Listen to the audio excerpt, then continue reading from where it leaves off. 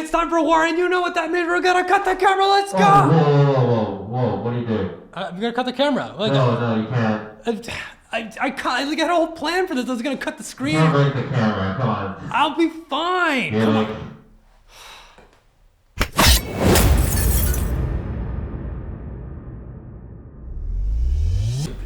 Dying team and not letting me do whatever I want.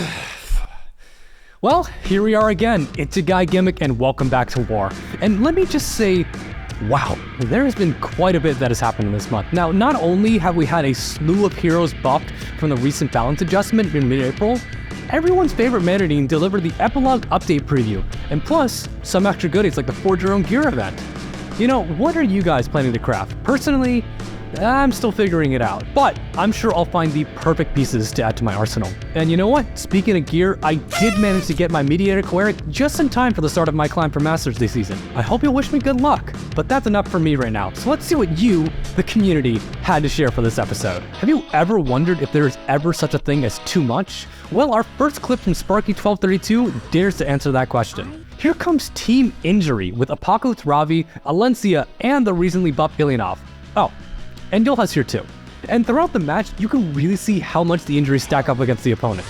We know that Alencia and Apocalypse Ravi are well-known heroes who can build up injuries over time, but what if, hypothetically, we wanted even more injury? That's right, not only has Sparky drafted 3 injury-dealing heroes, their Ilynav is also equipped with a 4-piece injury set. Now that's more injury for injury. Is it excessive? Well, maybe, but look at the destruction. Nearly a full injury in a single S2. And you know what? Sometimes it's about sending a message. Winning the match is just icing on the cake. Our next highlight comes from Jagful with a comeback duo that's almost poetic.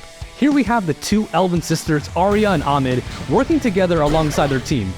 Or alongside each other against their opponent. After Architect Laika wipes out Destina and strays, Ahmed has just enough health left to help cycle Arya, which lets her set up.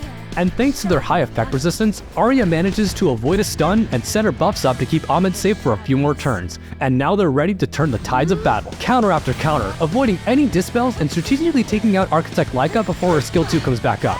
It all comes down to a 1v1 versus the opponent's Mediator Cleric, but they soon opt to surrender after a few more attempts. Now that's the power of friend, sistership, family. Well, regardless, a fantastic comeback. Awesome job, Jagful. For our last clip today, here's Cyanox facing off against Elvemages, one of the highest ranking players who frequently finishes near the top of Legend in World Arena. It's quite brutal at the top. Every last stat of gear is perfected and every build is optimal. Or is it? This Bloodblade Karn has much more to show than you might expect. With Ambitious Tywin's Rage triggering from Ross's defense break, Cyanox's BBK looks in trouble after the defense break lands and she has her immortality buff dispelled from Conqueror Lilius. So, Elvemages decides to use Stanny's S3 and it misses? Alright, you might be wondering what Elvemages was thinking here in the moment, which is actually why I decided to reach out and ask. Hey, so first of all, thanks so much for taking the time to talk today. For those who don't know you, please feel free to introduce yourself. Hello, I'm Elvemage. I stream at twitch.tv/elvemage59, and I've been streaming in 7 since January 2021, so 2 years and something right now. What was going through your head when you saw this go down? I remember this match actually. This was quite a funny match. If I believe he last picked BBK or mid-draft picked BBK, and I felt like it was a weird pick, and I'm like, I'm not gonna respect it. And then when the match starts, I'm like, oh, wait, what if it's that BBK build that people play on Shepherd of Chaos? I started focusing BBK because I think I stripped their immortality, so I'm like, unless he RNGs me, I should be able to kill her, and I guess I couldn't.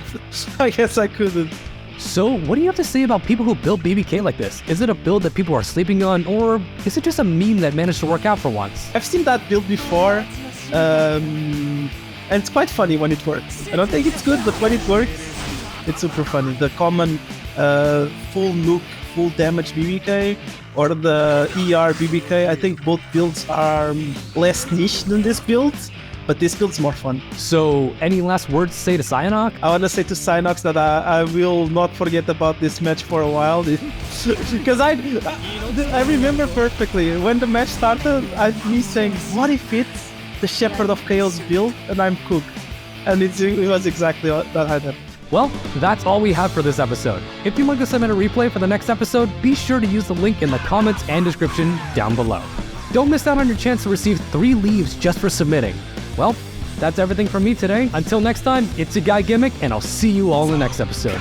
Peace and war.